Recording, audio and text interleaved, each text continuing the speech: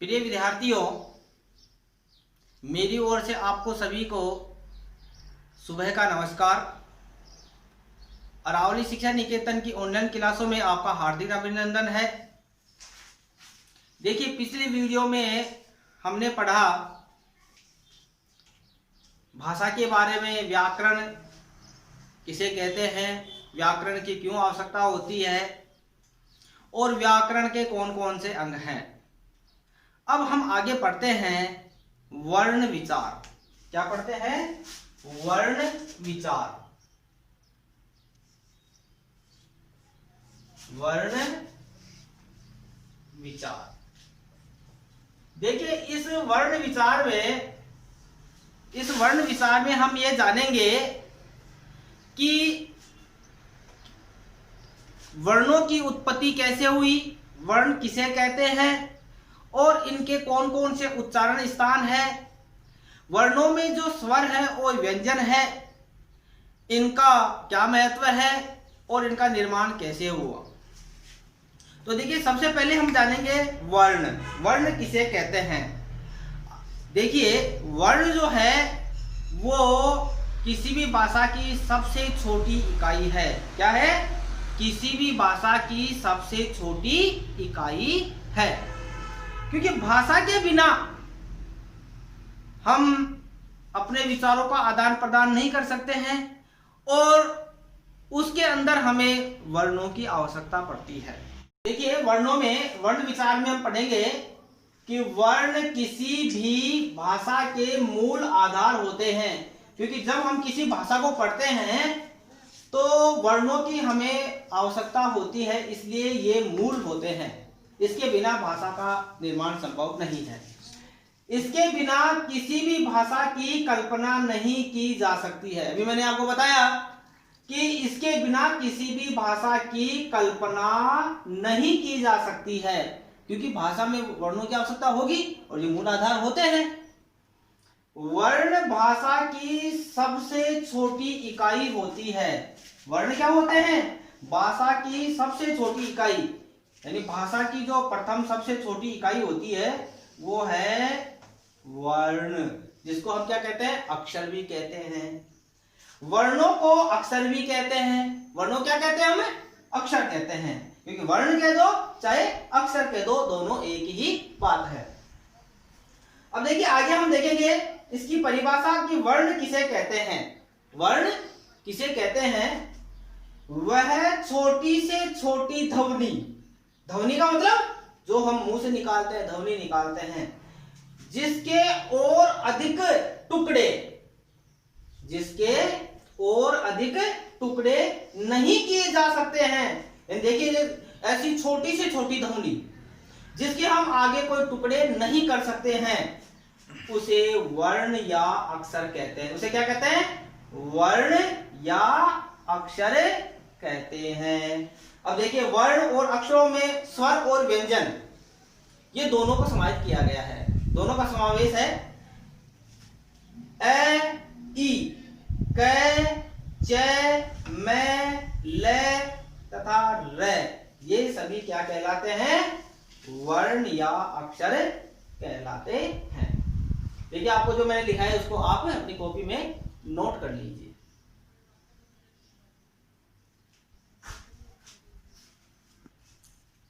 देखिए, आगे हम पढ़ेंगे वर्णों के भेद, कि वर्णों के कौन कौन से भेद होते हैं, क्योंकि आपको पता है कि वर्णों को ही अक्षर कहते हैं और इसके बिना भाषा की हम कल्पना नहीं कर सकते हैं। यह शायद आपको अच्छी तरह समझ में आ गया होगा।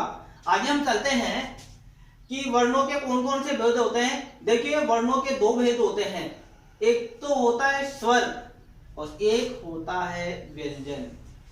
स्वर और व्यंजन, इन दोनों में अंतर है। इनको पढ़ने से पहले, स्वर और व्यंजनों को पढ़ने से पहले हम ये जानेंगे कि वर्णमाला किसे कहते हैं, कि वर्णमाला क्या होती है। कई बार आप सुनते हो या बोलते भी है, गुरुजी आपको विद्यालय में कक्षा में भी पढ़ाते हैं तब कि वर्णमाला लिखो भाई। तो वर्णमाला का मतलब क्या होता है?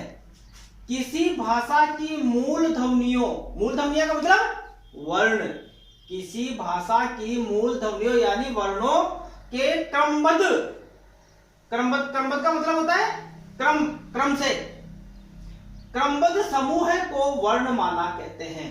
यानी जैसे मान लो कोई भी भाषा है, उसकी जो मूल ध्वनियां है, वर्ण है, उनका जो क्रमबद्ध समूह होता है वही क्या कहलाती है? वर्णमाला कहलाती है। जैसे अपन कैसे लेकर क वर्ग, च वर्ग, ट वर्ग, त वर्ग, प वर्ग, उसके अंदर 5-5 वर्ण होते हैं। तो ऐसा क्या हो गया? ये एक वर्णों का समूह हो गया। कैसा हो गया? कैसा हो गया? वो क्रमबद्ध हो गया। जैसे ए, उ, प, फ, म, ये सब क्या हो गए? वर्णमाला के अंतर्गत आते हैं। अब हम आगे देखेंगे कि ये वर्ण होते कितने हैं। हिंदी में वर्णों की जो संख्या है वो 56 मानी गई है। कितनी मानी गई है? 56 वर्ण माने गए हैं, यानी कुल 56 वर्ण है। अब देखिए 56 वर्ण कौन कौन से हैं ये देखिए। अगर हम स्वर की बात करें, यानी स्वर कितने हैं, स्वरों की बात करें तो 11 तो जो है मूल स्वरों में आते हैं, जो ह्रस्व स्वर और दीर्घ स्वर जो 11 हैं। ए, आ, ई, बड़ी ई, उ, ए, ऐ, ओ, औ। ठीक है, तो ये तो किस में आ गए? इसमें आ गए। फिर देखिए 11 में से फिर एक है आ, ये जो गृहीत है। तो ऐसे मानेंगे 10 तो हो गए परंपरा से जो हम पढ़ते आ रहे हैं, ऐसे लेकर के और औ तक, ऐसे लेकर के औ तक क्रमबद्ध पढ़ते हैं हम। ए, आ, ई, उ, ए, ऐ, ओ, औ। तो ये क्रमबद्ध हो गया, इसी को वर्णमाला कहेंगे। फिर एक है ग्रहित, यानी जो ग्रहण किया गया है वो है आ। क्या है ये? आ। तो ऐसे कुल मिलाकर के 11 स्वर माने गए हैं। कितने माने गए हैं? 11 स्वरों को सम्मिलित किया गया, उनकी संख्या 11 मानी गई है। अब आगे हम देखते हैं व्यंजन कितने हैं। व्यंजनों की संख्या 45 मानी गई है। कितनी मानी गई है? 45। 45 में देखिए 33 तो जो है वो संस्कृत से लिए गए हैं। 33 कितने हैं? क्योंकि व्याकरण को हम पढ़ रहे हैं तो व्याकरण का जो आधार है हम संस्कृत को मानते हैं, संस्कृत व्याकरण को ही उसका आधार मानेंगे। तो ऐसे संस्कृत के 33 जो है व्यंजनों को लिया गया है। उनमें से 6 हिंदी के अपने व्यंजन हैं। इसमें हिंदी के अपने 6 और व्यंजन हैं, जिसमें ड, ढ, न है, म है, र है और ल है। ऐसे ये 6 और ये 33 मिलाकर के कितने हो गए? कितने हो गए? 33 और 6 यो हो गए तो कितने हो गए? 39 हो गए। अब देखिए 39 के बाद में 6 ऐसे व्यंजन हैं जो ग्रहित व्यंजन हैं, ये ग्रहण किए गए हैं। क, ख, ग, ज, ह और व। देखिए कई बार कंपटीशन क्लासों में भी जो है इसमें ऐसा पूछा जाता है, प्रतियोगी परीक्षाएं होती है उनमें भी ये पूछे जाते हैं कि कुल वर्ण कितने होते हैं, वर्णमाला का वास्तविक अर्थ क्या होता है, व्यंजनों स्वरों की संख्या कितनी होती है, ग्रहित व्यंजन स्वर कौन सा है, मूल स्वर कितने हैं, व्यंजनों की संख्या कितनी है, संस्कृत के कुल कितने व्यंजन होते हैं, हिंदी के अपने कितने व्यंजनों को जो है स्वीकार किया गया है, और ऐसे कौन सी व्यंजन हैं जो ग्रहित हैं। तो ऐसे इस प्रकार के ऐसे कई प्रकार के प्रश्न पूछे जाते हैं आपसे। तो ये प्रतियोगी परीक्षा के लिए भी बहुत उपयोगी है। तो आप को शायद ये समझ में आ गया होगा और आप इसको अपनी कॉपी में नोट कर लीजिए।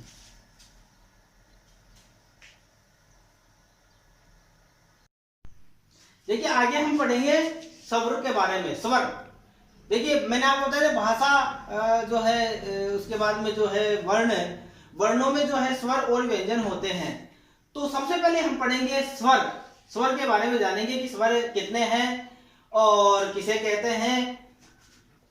देखिए ऐसी ध्वनियां का मतलब ऐसे जो हम मुंह से आवाज निकालते हैं, वर्ण निकालते हैं, ऐसी ध्वनियां जिनके उच्चारण में जब हम इनका उच्चारण करते हैं, इनके उच्चारण में हवा फेफड़ों से उठ करके, यानी हवा जो है हमारे फेफड़ों से उठ करके निभाट रूप से, यानी बाधा रहित, कोई बाधा नहीं होती है, बिना बाधा के रूप से मुंह या नाक द्वारा मुंह या नाक द्वारा बाहर निकल जाती है। भाई जब हम इन मतलब ऐसे ध्वनियां जिनका जब उच्चारण करते हैं, तो जब हम उच्चारण करते हैं तो हवा और फेफड़ों से उठ करके, देखिए हवा और फेफड़ों से उठकर निर्बाध रूप से, यानी जिसमें कोई बाधा नहीं हो, उस रूप से मुंह या नाक द्वारा, मुंह से या नाक के द्वारा जब वो ध्वनियां बाहर निकल जाती है, यानी उसमें होता क्या है, जीभ और होठ का स्पर्श नहीं होती, यानी जब इनका उच्चारण करते हैं ध्वनियों का, तो हमारी जीभ और होठ वो आपस में एक दूसरे से स्पर्श नहीं करते हैं। जब वो इस प्रकार की ध्वनियां निकलती है तो उसे हम उसे हम क्या कहते हैं, स्वर कहते हैं, या स्वर कहलाती है, उसे हम स्वर कहेंगे। स्वर देखिए मैंने आपको पहले अभी बताया भी था पहले भी कि स्वर कितने हैं, स्वर 11 हैं। तो 11 में देखिए जो मूल है ए, आ, ई, उ, ऊ, ये बड़ा ऊ है, ए, आई, ओ और औ। कितने हो गए ये हो गए 10। अब एक जो मैंने आपको बताया था ग्रहित, जो ग्रहण किया गया है वो है ओ, ओ। अब ये ओ है क्या, देखिए जो ओ है ओ,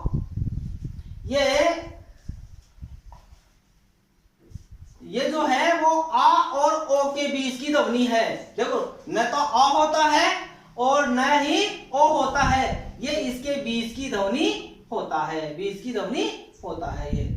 अब आगे देखिए रे से ऋषि, हम जो पढ़ते हैं रे से ऋषि, रे से ऋषि में री ये उच्चारण में आता है, री के उच्चारण में आता है। जब हम मुंह से इसका उच्चारण करते हैं तो ये री में आता है, और इसका निर्माण जो है रे और ई से हुआ है, यानी ये क्या है, व्यंजन भी है और इसमें स्वर भी है। रे जो है व्यंजन है और ई क्या है, इसमें स्वर है, इसलिए इसको जो है स्वर की गणना में नहीं किया गया। लेकिन हम जब पढ़ते हैं तो रे को भी पढ़ाते हैं, उसमें पढ़ते हैं नहीं स्वरों में, वर्णमाला में। जैसे हम लिखते हैं ऋषि, रे आ गया, कृपा रे, ऋतु रे, तो इस प्रकार ये रे है।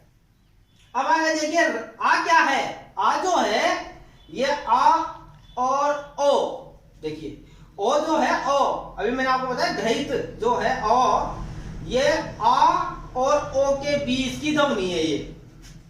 जैसे हम लिखते हैं डॉक्टर, कॉल, बॉल, ऊपर एक चंद्र सा बिंदु आता है, बिंदु नहीं आता, चंद्र आधा कटा हुआ चंद्रमा के समान दिखता है, और टॉल, कॉलेज आदि, तो ये किस में आते हैं, ये इस आ की ध्वनि में आते हैं जो ग्रहित है।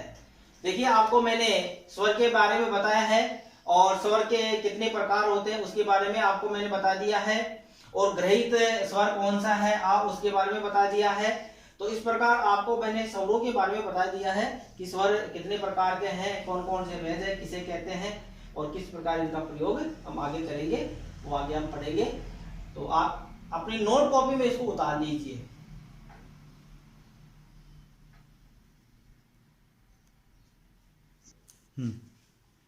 देखिए अब आगे हम पढ़ते हैं स्वरों के भेद, कि स्वर कितने प्रकार के होते हैं। स्वर मैंने आपको बता दिया 10 प्रकार, 10 होते हैं स्वर, जिनमें एक ग्रहित है।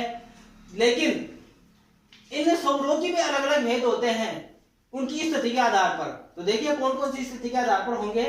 जैसे हम सबसे पहले हम देखेंगे जीव्या की स्थिति के आधार पर। हम जब जीभ से इनका उच्चारण करते हैं तो जीभ कौन सी स्थिति पर होती है, यानी इन स्वरों का जब उच्चारण करते हैं तो हमारी जो जिह्वा है वो कौन सी स्थिति पर होती है। फिर हम अगला पढ़ेंगे मुख आकृति के आधार पर, कि जब इनका हम उच्चारण करते हैं तो हमारे मुख का आकार कैसा हो जाता है, यानी मुख की आकृति कैसी बन जाती है, वो हम मुख आकृति के आधार पर पढ़ेंगे।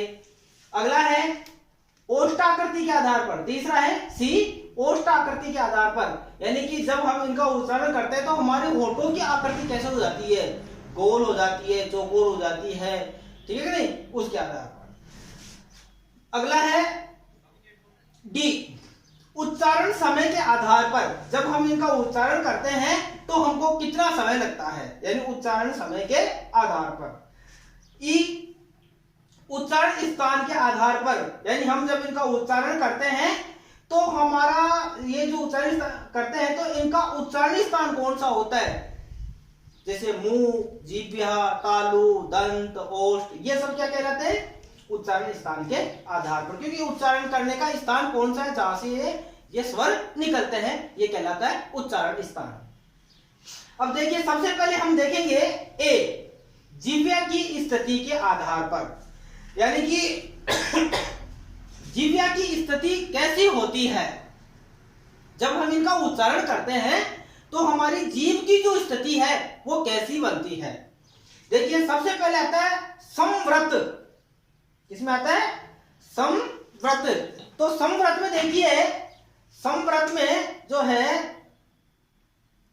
इनकी जो स्थिति होती है पूरों की कैसी होती है, ई, ये अग्र स्वर में आता है, क्योंकि अग्र हमारी जो जीभ की स्थिति है वो आगे वाले ई, आगे वाला जो ई है वहां से इसका जो है आधार है, स्थिति है, और छोटा ई ये होता है संवृत में जो अग्र में आता है। फिर आगे देखिए मध्य में केवल अ है, लेकिन जो अ है वो आ और ओ के बीच की स्थिति कहलाती है, यानी आ और ओ ये ए में आता है, मध्य में आता है।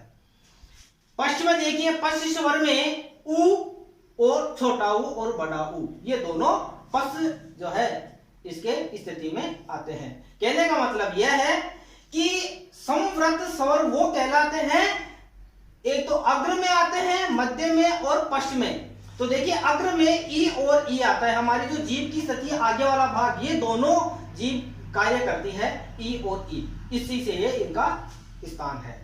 फिर पश्च में देखिए उ और उ, हमारी जो जीभ की पीछे वाली स्थिति है वहां से उ और उ, इन दोनों का उच्चारण है। फिर देखिए अर्ध संवृत, अर्ध संवृत में क्या होता है कि हमारी जो जीभ है वो बीच वाली स्थिति में आ जाती है। इसमें क्या होता है कि ए और ओ इन दोनों की यह स्थिति है, अग्रभाग में तो है, अग्र स्वर में तो ए और पश्च में जो है वो क्या है, ओ है।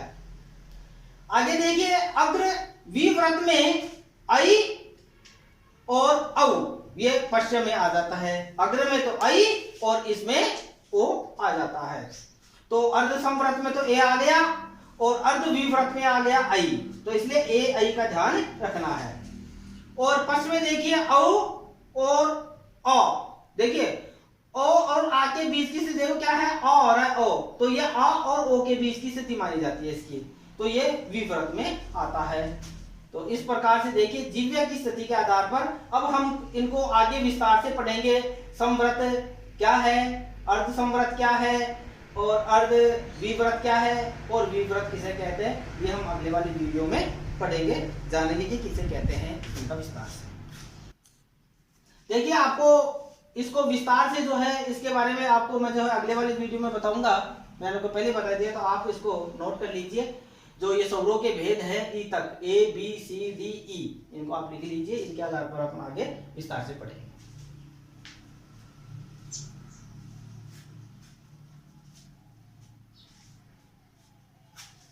हाँ देखो विद्यार्थियों, आप जानते हो कि ये जो आपका संकट काल चल रहा है इसमें बड़ी समस्या आ रही है, तो आपको घबराने की आवश्यकता नहीं है। जैसे ये हमारी वीडियो आपके पास पहुंचते जा रहे हैं तो आप समय निकाल करके और समय का सदुपयोग करते हुए हमारे जितने वीडियो आप बड़ी तल्लीनता से पढ़िए और अपने जो मित्र हैं उनको भी आप बताइए कि देखिए इस प्रकार से अरावली शिक्षा निकेतन की ओर से जो है वीडियो जारी किए जा रहे हैं कक्षाओं के लिए। तो ये वीडियो जो बनाए जा रहे हैं ये केवल आप तक ही सीमित नहीं है। देखिए आपको जो मैं हिंदी का और संस्कृत का जो व्याकरण पढ़ाने जा रहा हूँ ये आपके प्रतियोगी परीक्षाओं के लिए बहुत उपयोगी होंगे। तो आप जो है समय निकाल के इनको पढ़िए और ध्यान से देखिए, और जो भी मित्र हैं जिनको इनके बारे में जानकारी नहीं है आप उनको बताइए, उनको शेयर कीजिए, क्योंकि आप जानते हो आजकल तो टेक्नोलॉजी का ज़माना हो गया। तो आप इस सुविधा का उपयोग कीजिए और घर बैठे ये शिक्षा प्राप्त कीजिए। जय हिंद, जय भारत। हाँ देखिए, अब आपको एक महत्वपूर्ण बात बताने जा रहा हूं मैंने देखा है कि अधिकांश जो बच्चे हैं जिनके पास ये वीडियो आ जाता है तो वो केवल अपने तक ही सीमित रखते हैं, उनको पढ़ करके रख देते हैं, ठीक है। लेकिन अपने जो मित्र हैं और अपने जो सहयोगी है और विद्यार्थी है जो पढ़ रहे हैं, इनके जानकार हैं, उनको न तो शेयर करते हैं, ठीक है। तो आप देखिए, सबसे पहला काम तो ये कीजिए कि आपके जो अपने मित्र हैं जो भी है उनको आप इस चैनल को सबसे पहले तो आप सब्सक्राइब करवाइए, क्योंकि सब्सक्राइब करने से आपको एक फायदा मिलेगा, क्योंकि हमारे जो भी वीडियो बनेंगे, हम जो भी वीडियो बनाने जा रहे हैं या बन रहे हैं, वो वीडियो सबसे पहले तो आपके पास आएंगे। और जिस मित्र से आप सब्सक्राइब करवाएंगे, लाइक करवाएंगे, कमेंट्स करवाएंगे, तो उनके पास सबसे पहले वो वीडियो जाएंगे। तो इसको फिर आपको बार बार उनको ये कहने की आवश्यकता नहीं पड़ती है। तो इसलिए आप अपने मित्रों से जो है जितने भी हो सके आप उनसे सब्सक्राइब करवाइए, कमेंट्स करवाइए और शेयर करवाइए, ठीक है।